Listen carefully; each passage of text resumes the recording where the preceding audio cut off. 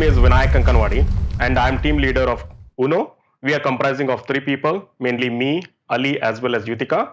Um, two of them are robotic engineers, and I myself into autonomous systems and artificial intelligence. We are trying to work out a solution for Cave Challenge. If you see different teams, some of them are educational, some are some companies, or some of like individual. What we are like, we are a group of people who are passionate about autonomous system and artificial intelligence. So basically we were like looking into real world problems and things like that on a cup of coffee every weekend. It all started with a crazy idea. Frankly, I wanted to build a flying car basically.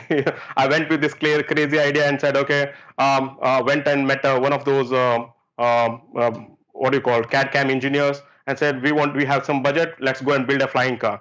But people were so nervous and things like that. Then we started again, okay, let's do small, let's build a smaller thing, then we'll go from that. So we started, okay, let's build a small autonomous rover, autonomous drone, and see how we navigate, learn from the experience, and then build on that. I see it as a three-stage strategy, you can call it. First was initially just apply a simple solution, see whether we can actually hold our chance into the competition or not.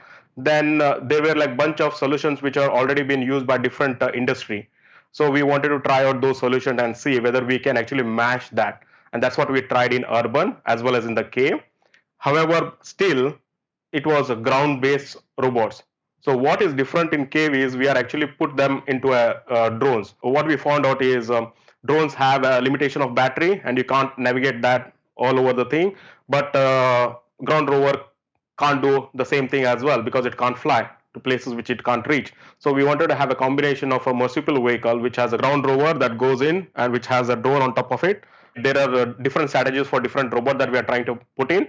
So one robot, the minimum, the what you call low end robot that you can call that strategy is okay. Once you find one object, just go back and report. That's it. The other one is they actually go and try to report, like collect the items, and they communicate to each other using the comms that has been provided by DARPA, and they collect that. However, at the entrance there is like a main, you can call it as a team or a base robot that is there. All the information goes through the base, so we don't report the duplicate items to the base. Every robot can talk to each other, but the goal is all those things actually goes through one base robot.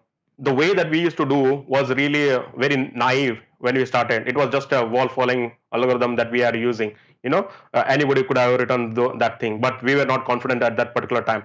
Now where we are is we are actually using the occupancy grid and actually finding the path, which is the shortest path, how we can navigate in a space, confined space, and things like that.